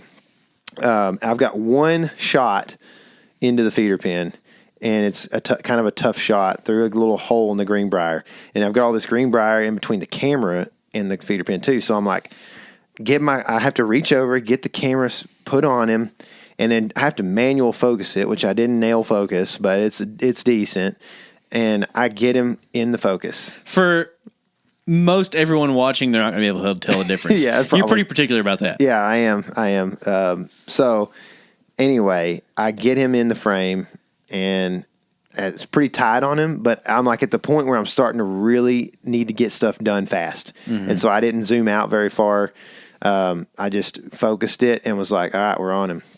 And I've got a range now. So, because I hadn't ranged the feeder pen. I was planning on shooting him before I got the feeder pen, if that ever happened, And so I put my rangefinder up. I ranged him at like 30, or I ranged him at 30.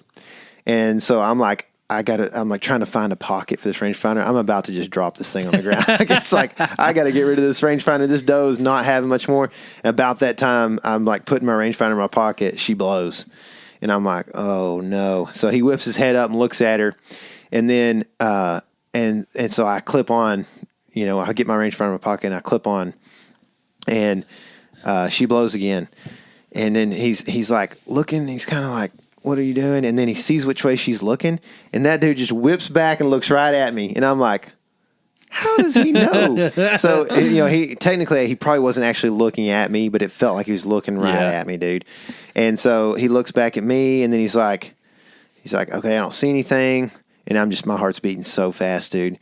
And then, and then he kind of looks back at her, and I'm like, he's looking, I'm not like at a perfect perpendicular 90 to the direction he's looking. I'm kind of back behind that a little bit. Mm-hmm. But, dude, they can see like 270 degrees or something stupid, So I was like, I don't think I can draw right now. He's too alert. He will see me. And so I'm like, okay, what are the chances he looks away? And, dude, it wasn't like 5 seconds. And he looks pretty much dead away from me, kind of scanning the field.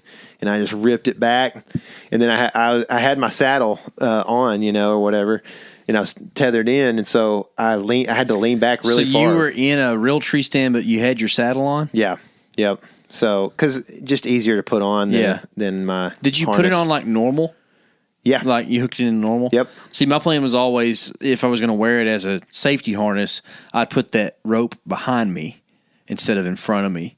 I got you. Not that meaningful. Sorry, very important part of the story. No, keep going. No, I'm taking forever. No, it's good. It's good that you're interjecting because people are getting tired of me right now. But so I have to lean back pretty daggum far. I'm not like really plumb anymore like I would be shooting, in the yard or whatever. I'm leaning back pretty far to shoot through this greenbrier hole, and which I think I cleared that hole at some point because I'm pretty sure I could never shoot to that part of the feeder unless something just died and gave me an opportunity. But there's a pretty good hole there. I think I cleared it. I just can't remember. I've hunted so many times there.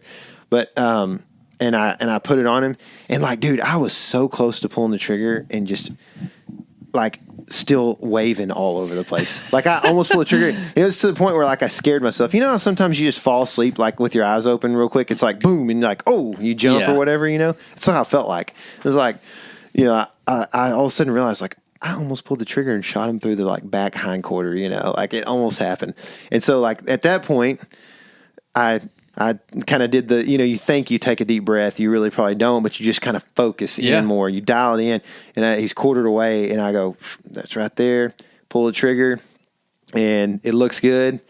And I can't really see him as he leaves. He takes off away from me and goes out and makes this big loop out in the pasture, and I can see him like going down. I mean, like I can tell he's going down. He did a front end drop kind of run, or kind of back end drop kind of deal. And which was weird, but and then he just like is going slower and slower and slower, and then he just finally kind of crashes, and then he makes like another, he like gets up and makes like another like 5 yard dash trying, and then finally falls over. And we've talked about it before. It's kind of like a sad thing to see that happen. It's kind of like a thing that I personally don't like a whole lot. I know a lot of guys think I'm probably pretty weak when I say that, but like I don't like.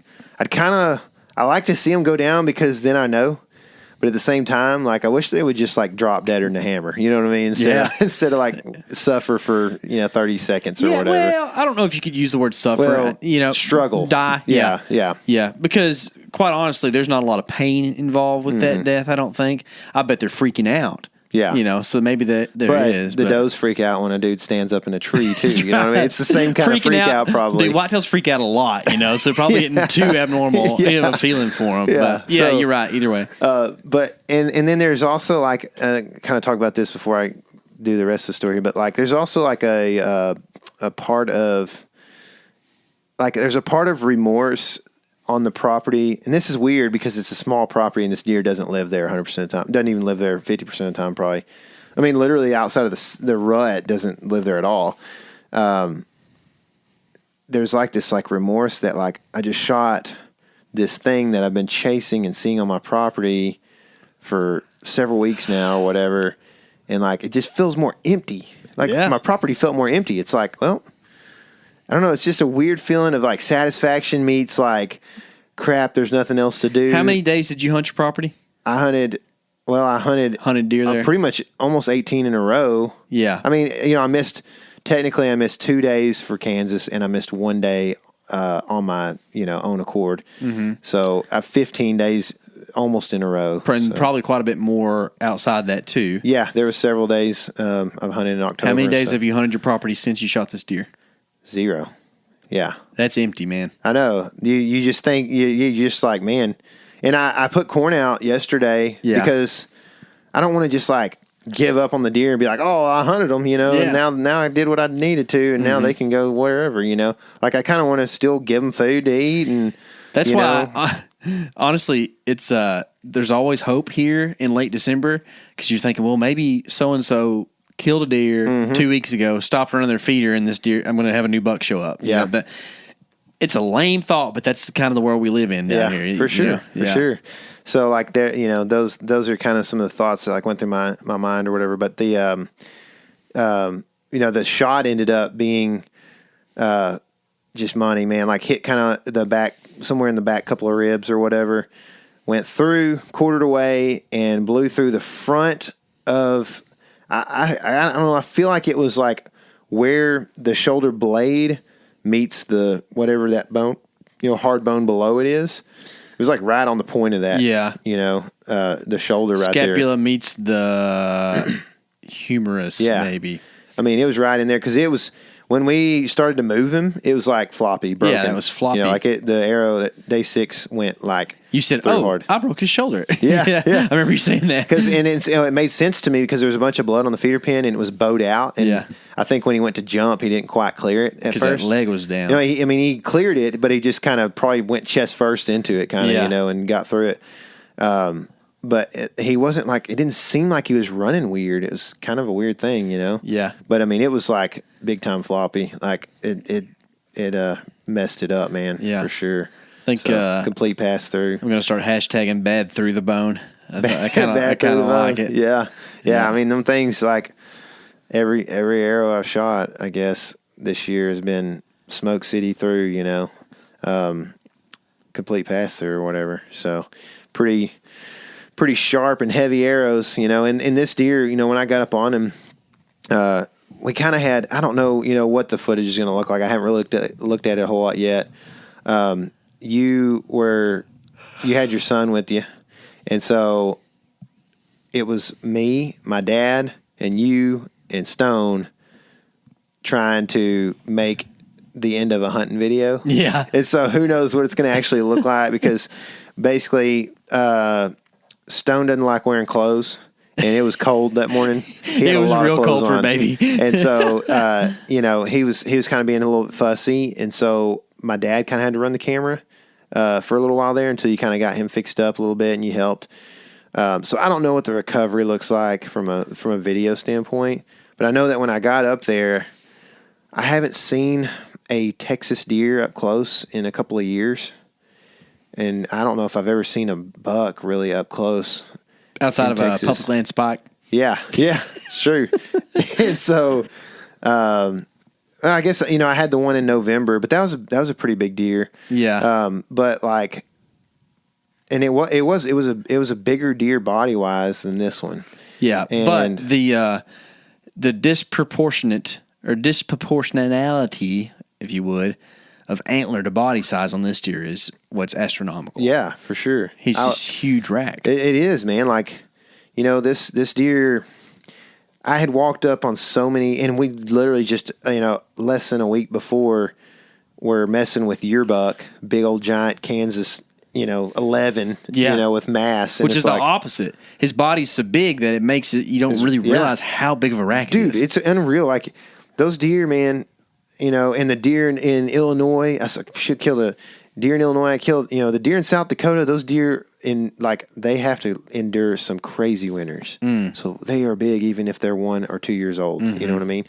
And then the Illinois deer, the Kansas deer that you shot, giant heads, dude. The Kansas buck's head is bigger than your head. You know what I mean? Like, you look at it, and I was looking at some pictures, and I'm like, dude, KC's head looks tiny compared to that deer, Yeah. It's crazy. And so when I walked up on this deer, the first thing I saw, I mean, is of course everything, but like, I was like, man, his head is tiny.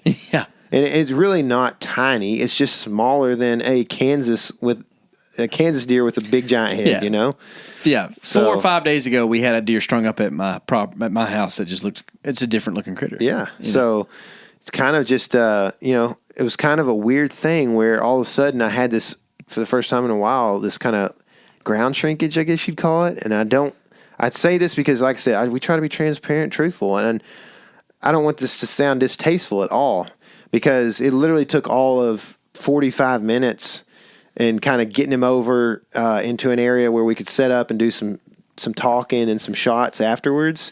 And then for the rest of the day, the rest of the time that I had him, I kept looking at KC going, okay, he's big. Like, he's bigger than, I know. I was kind of like shocked at how small he was. It was body though. Yeah, it was. It's not antlers. No, you weren't not. like, oh wow. Yeah.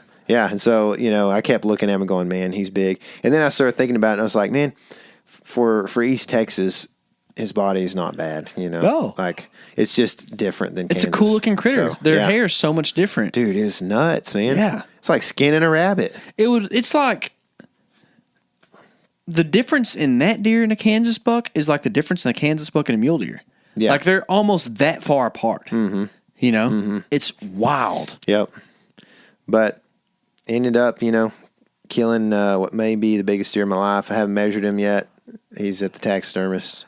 As many people have stated, yes, I'm going to have to get a loan for my taxidermy. Good thing you built in a house. Just kind of roll it on in. Yeah, that's it's artwork. That's it's right. kind of part of the deal, right? It's a big part of it. We haven't done a lot of deer measuring. Nameless, we never ended up measuring. You didn't measure the Illinois buck, but I think personally, I'm probably going to measure my Kansas deer. Mm-hmm. And I'm going to try to talk you into measuring some deer too, because I'm just kind of curious. I don't know how much of that we're going to tell everybody or whatever, but I just kind of want to know. Yeah. It's fun. Yeah. Oh, yeah, it is. I love measuring deer. I used to measure deer all the time. Oh, you see these 2 deer on my wall in here right now. These are 2 of my bigger bucks. They're like, I think that one's a 114 and that one's a 115 or something like that. Where'd you shoot that one? I shot that deer in Eden, Texas. Is that like Southwest? It's a rifle buck. Yeah, that's Southwest Texas. It's pretty heavy. Yeah, he is. I watched that deer come in from like 600 yards away. But you were shaking in your pants. Dude. It was cold too. Dude. Yeah. Cool. Yeah, cool stuff. Anyways, So sorry that took so long. I mean, there was a lot of story to tell. There's quite a bit of video from the month. I'm not sure how we're going to all put it together.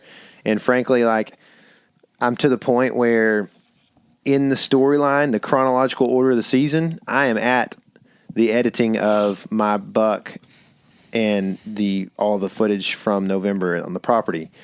But I think we're going to wait on this stuff, and we're going to go straight to Kansas again with KC.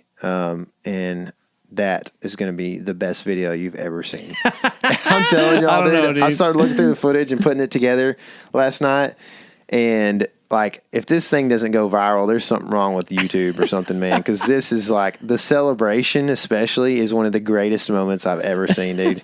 My dad and our buddy Drew and you, man, when y'all found the deer, it's just like, oh, like I was trying to show Kaylee earlier, and I didn't have the hard drive with me, but I was like, you have to watch this. This is like the coolest thing, dude. It's pretty fun. And, you know, like, you think about all that happened. Like, dude, you self-filmed, you grunted this thing in, and stood in the creek for a while. Like, hey, we're talking about your deer. Stop. Dude, it's a good video. It's coming. Dude, it's coming. You know what? I got to thinking about this the other day.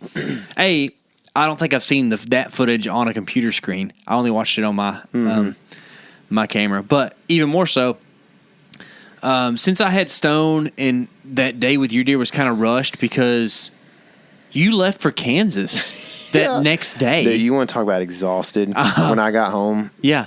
Dude, until about yesterday, I was, dude, it was unbelievable what my face looked like. Yeah. Like, I feel like I had never looked that terrible in my life, I don't think, man. Crazy. I didn't think it looked terrible. But you look well rested right now. I feel great now, dude. Like, I took Benadryl last night and slept 8 hours, you know? So yeah.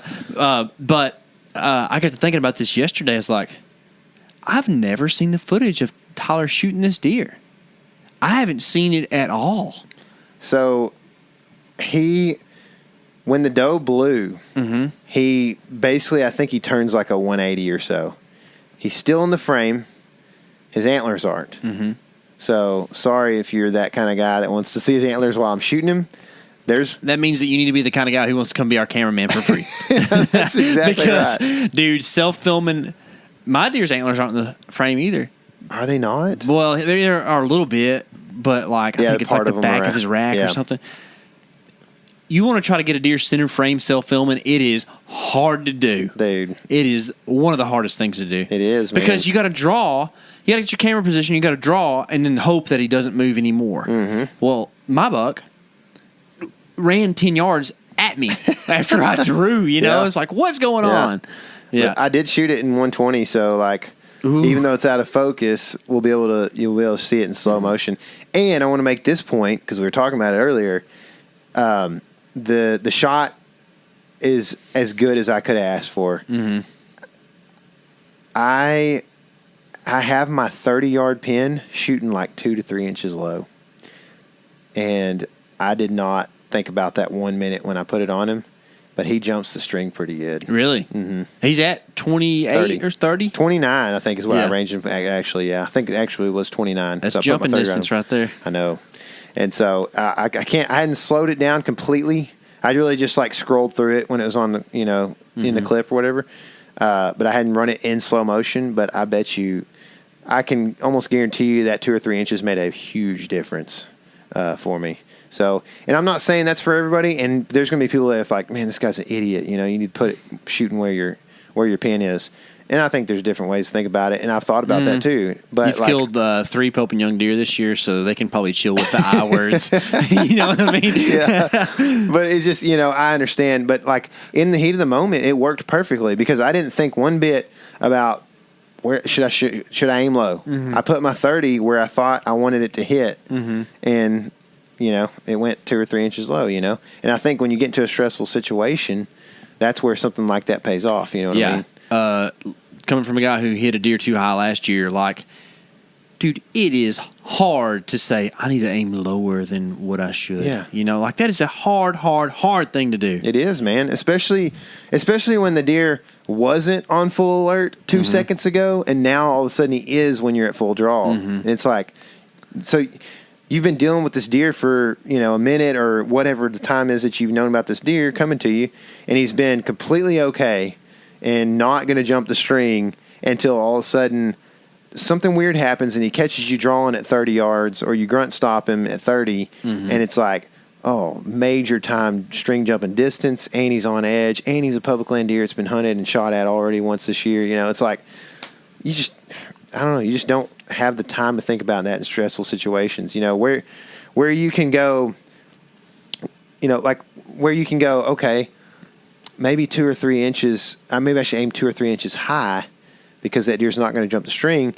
Well, if you're in that situation, then you have time to think about that because you're not thinking, I got to pull the trigger really fast. Yeah. You know what I mean? So I don't know. That's just kind of some logic, some redneck logic, some Cody Beaver logic. Just kind of go with your gut on that. That's how I think about it. But I'm sure there's plenty other ways to kill deer. I know it's been a real long podcast, but I would like to talk just a little bit about just some strategy stuff or like just some things that did make it happen. And I've got a little input too. Mm-hmm. You talked about a while ago. The saddle hunting thing is interesting. Mm-hmm. I think I'm a little bigger fan of them than you are, but something that you talked about a while ago I never really thought about. Big hunters, but he's a little bigger fan. He's a little bigger fan, little bigger, but dadgummit. Sorry, it's okay. From a tree stand, you can operate on 2 axes. Is that the plural form of axis? Axes? I think so. Okay, so you can operate on 2 axes. You can squat. And you can lift up and you can rotate left and right. But you can't really do a lot of leaning. Mm-hmm. So your shots are kind of restricted to your up and down, left and rights. From a saddle, you can be close to the tree. You can lean way out and back and down. So technically, you're increasing how many shots you have from a tree and like how clear your shooting lanes really have to be. And that sounds like it was a pretty big part of you killing that deer was the fact that you're able to lean out against that saddle. And it was a pretty big part of why I was able to kill my deer in Kansas because I was, my platform was on my tree. I was leaned out this way, to my left. I can't say this way because y'all can't see, but I was leaned out to my left and squatted down, which is a position I couldn't do from a tree stand. Mm-hmm. Yeah. I've killed 4 bucks this year, and 3 of them I've had to lean with against the saddle, the tether or whatever. Mm-hmm. The South Dakota buck, I had to lean pretty. Like, I think I had to actually squat and lean on that shot. Mm-hmm. And the Illinois buck was, pretty much. I may have leaned a little bit on that too, but he was pretty. You much could have shot it from a tree stand. Yeah, from the footage at least. Like you were kind of pretty erect. Yeah, yeah. And the Texas public land buck, I had to lean pretty hard on that buck because I had in that tree, I had a couple of limbs that were sticking out real far, and I had to mack him like 5 times to get him to stop, and it just. By the time he stopped, I was having to lean pretty far, man. We need to do some research into the best deer stopping noise. Yeah, it's kind of funny, but it's true. Uh-huh. Y'all hear more about this other experience later I've had recently on that. But like in the elk woods, everybody wants to meow them to make them stop. Well, elk don't stop on a dime on that. To make an elk stop, you go, boom! You bark at them, and they stop in their tracks. Mm-hmm. There's got to be a noise for deer that way too. I was thinking the same thing the other day because Heath was showing me some video of some of the bucks down there. I think he's showing a video of Colt shooting a deer, and he has the old redneck whistle, the loud one.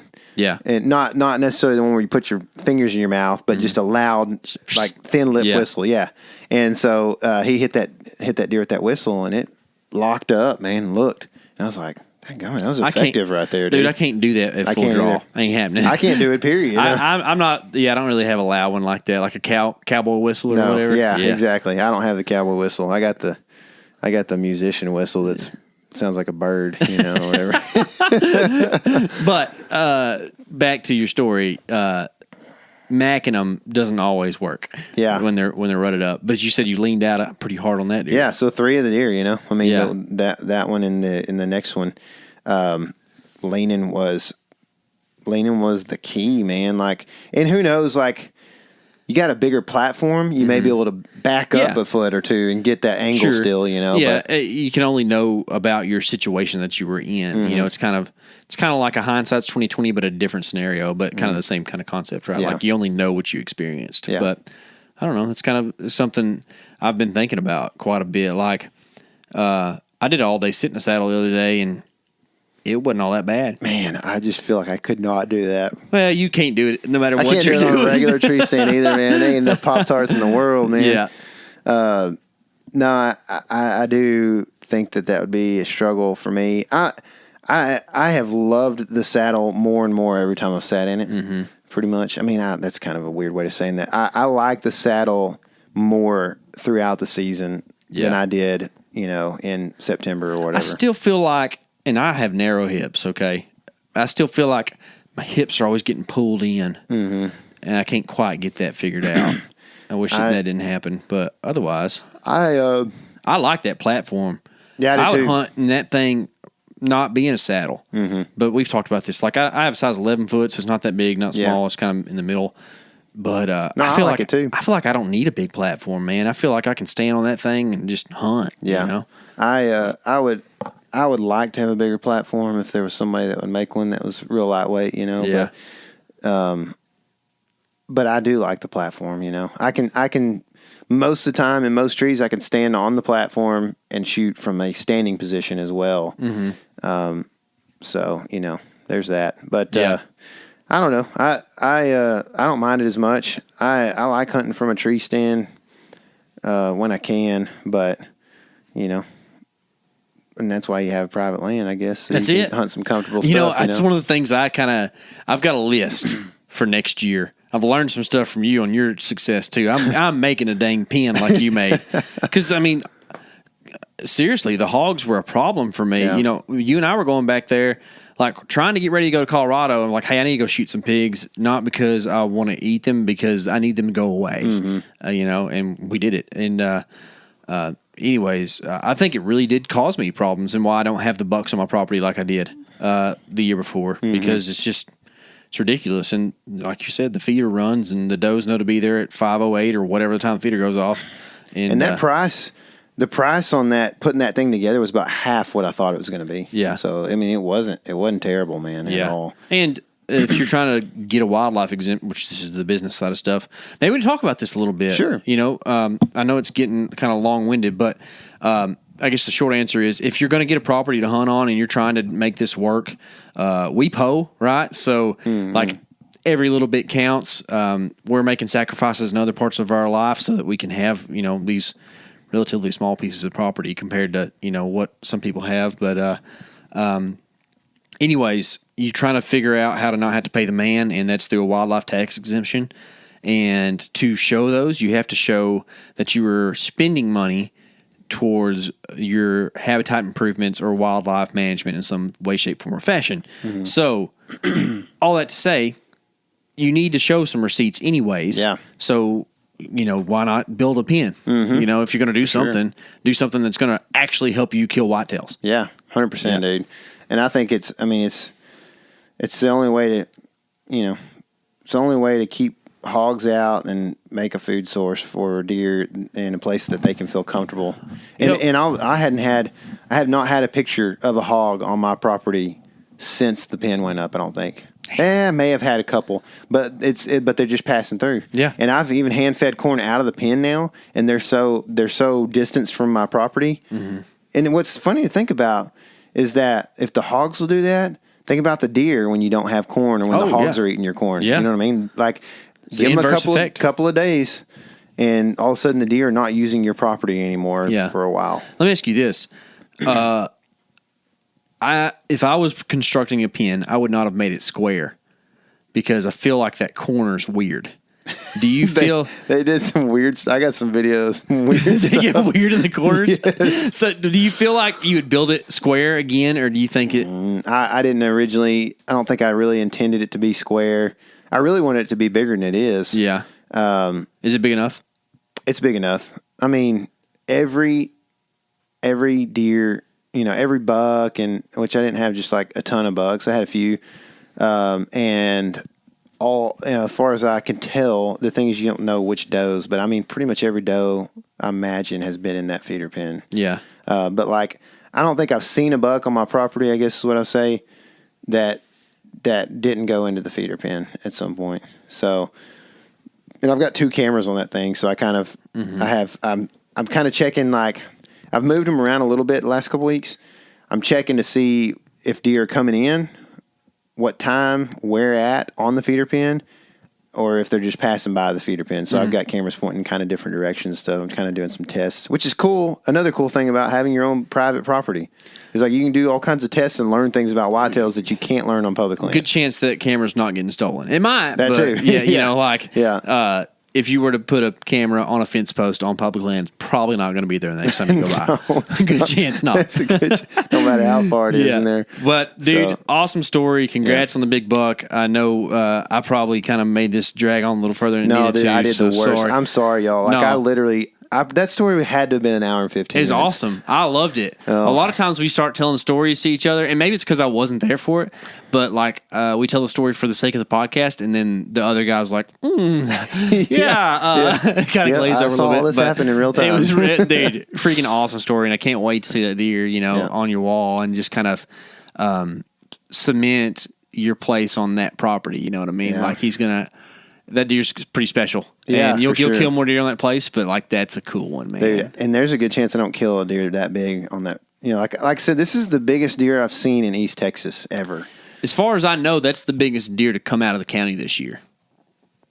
Well, there's some people hiding some stuff. I can guarantee you. Oh, I guarantee you. I know. So I said, as far as I know. Yeah, and that's one of those things. Like, man, I would not be telling too many people if I didn't do what we do. Yeah, and so. It's kind of it's a sad thing because you have to do it, but it's like it's my property. It's like where I'm gonna live, and you're like, man, it just feels weird, But I need to do it, and it's a good story. Like to me, like I feel like this is a good story. Like blue collar dude grows up wanting to buy his own property and finally gets to do that after a few decades and.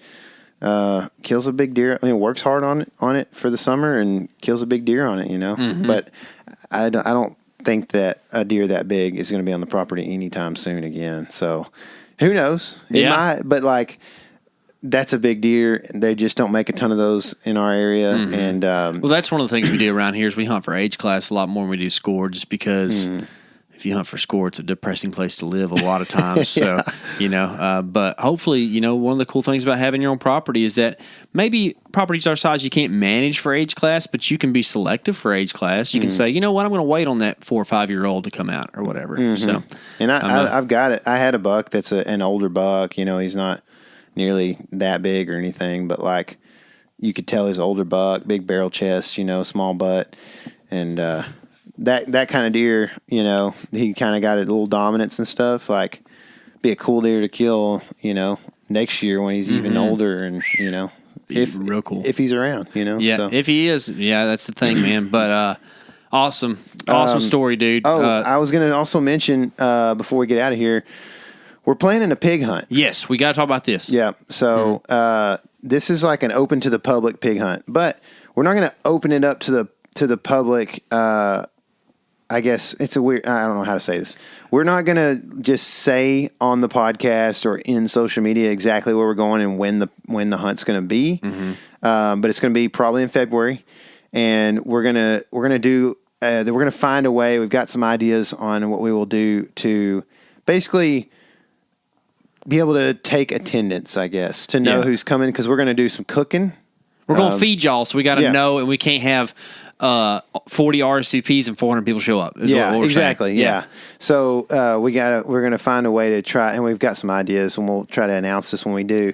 And we're gonna find a way for you to basically sign up, and we're gonna do just an at our cost T-shirt for the trip, and that'll be kind of part of the sign up, I think. And then we're gonna give y'all some food, and we're gonna have a night where we. Kind of just meet up, hang out. KC and I are going to do maybe like a Q&A. We might have a guest speaker or two. And then everybody's going to hit the hay. And then the next morning, we're going to get after hogs with shotguns, and it's going to be a blast. Yeah, it was a lot of fun last year doing this with some of our buddies. And I've grown up doing this thing, so I kind of want to share it with some people. And we did a poll to what we should give away for our 10,000 thing or whatever, and quite a few people said a hunt with us, which I was like blown away by because we are not that cool guys. So instead, what we're going to do, instead of giving that away, we're just going to offer it up. Yeah. And, we'll all come out, probably not to diss on y'all or anything, but just to be safe. Like, we got to probably cover some gun safety stuff and some hunting tactics when it comes to running around in the woods with shotguns, because I just feel better that make sure everybody's on the same page. But anyways, we aren't cool enough to give away a hunt, I don't think. So I don't know if I ever will be. So this is just kind of our opportunity to kind of like, enrich the community, Sure. like just kind of hang out. And It's gonna be fun. there's a lot of y'all,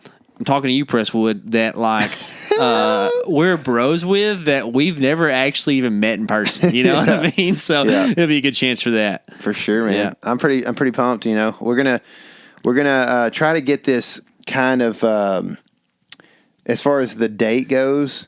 We're gonna try to put that out there pretty soon, or give you the opportunity, I guess, to sign up and know. I guess I don't know what we're gonna think about it, but I want to make sure that like there's an opportunity for people that are out of state to be able to book flights if they want to do that. And if you're I'm not saying anybody's gonna do that, but if they want to, I want them to have that opportunity. So because there's for guys in Texas right now, they're like, people going to book flights to go kill pigs, but dude in Michigan They think it's real never cool. even seen a pig, maybe. And what's nice, if you're listening and you're from out of state and you think you'd like to do this thing, all you have to do is buy a $48 permit and you're good to go, because you don't have to have a hunting license in Texas to shoot pigs. Yep. So that's pretty cool. It is cool, man. Yeah. And our good buddy Brian Koch came last year and was checking us on all that stuff. He made a donation to the cause. He says he went ahead and bought the hunting license just for doing his part to conservation. Right? You can't spell hypocrite without Brian Koch, I think so, or something. You can't spell. How's it go? You can't spell inflate my ego without Brian Koch. Anyway, love that guy. He might even be there on that pig hunt. He might. He might even talk about upland birds with you. He might. Anyway, cool stuff going on for us, man. Don't forget the 10K giveaway. It's going to be a subscription. Make sure that you're subscribed. You need a screenshot of the fact that you are subscribed and you have hit the bell for notifications. You send that to us in social media or an email, preferably Instagram or on Facebook in a message. And then we will keep up with those. And then you also have the opportunity to tag 3 friends on some particular posts that we ask you to do that to get an extra in on that whole thing. So we've got 11,000 subs now. That doesn't mean you have a 1 in 11,000 chance, because there ain't going to be 11,000 people put in for this. And there's going to be an opportunity for you to get multiple lotteries in there, lottery tickets in there. So anyway, guys, I appreciate you listening to my story. I hope it wasn't too boring. If it was, or if you'd rather hear shorter stories about our killing bucks, let us know. Listen to a Big Book Breakdown. Or listen to a Big Book Breakdown. Those are short. So if that's the case, just let us know. I'm always up for some constructive critique, and I want to make sure that you guys are enjoying this thing, because we put a lot of effort into doing it, and seems like you guys are enjoying it, but I want to just make sure that we're doing what you guys like, because we appreciate the support that you have given us over the years. So with that, we are out. Remember, this is your element. Living it.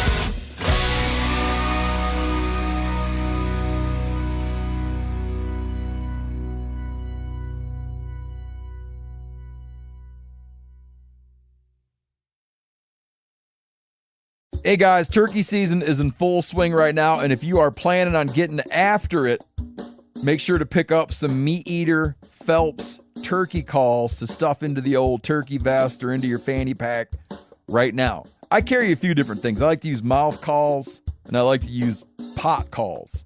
Mouth calls or diaphragms, I like them because it gives you hand-free calling, meaning when you're working a bird up close, you can have your gun on your knee, finger on the trigger, ready to roll, and still be making turkey sounds. I like pot calls. I just like pot calls. I enjoy calling with a pot call.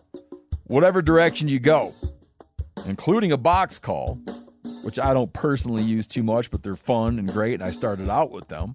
Yanni, on the other hand, one of my main turkey hunting buddies, he loves box calls. And what's funny is I'll now and then look to him and give him the look that means get out your box call and find us a turkey. So it's not that I don't like them. I just have Yanni use his. Then I don't have to carry it. Go to Phelps Game Calls. Get calls that are made in the USA and get calls that'll get them close. Find yours at phelpsgamecalls.com today.